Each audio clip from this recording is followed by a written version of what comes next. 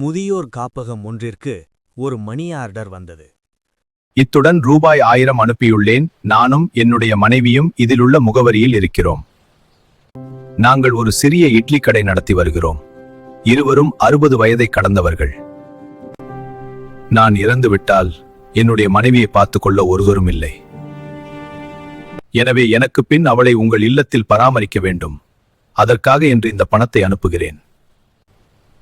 வாராவாரம் ரூபாய் 1000 அனுப்பிவிடுகிறேன். என் மனைவி பெயரில் வரவு வைத்துக் கொள்ளுங்கள். என்றாவது ஒரு நாள் நான் அனுப்பும் தொகை வராவிட்டால் தயவுசெய்து இதிலுள்ள முகவரிக்கு என் மனைவியை அழைத்துச் செல்லுங்கள். அவர் சொன்னது போல் 2 வாரங்களாக மணி ஆர்டர் வரவில்லை. என்ன விஷயமா இருக்கும்? போய் பார்த்துட்டு வரலாம்.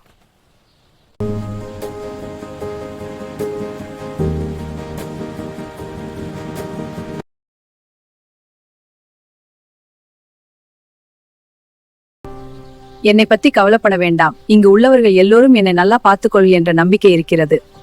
அவர் இறந்தவுடன் இங்கு உள்ளவர்கள் காட்டிய அன்புக்காக என்னால் முடியும் வரை இங்கிருந்து இந்த கடையை நடத்துறது என்று முடிவு செய்தேன்.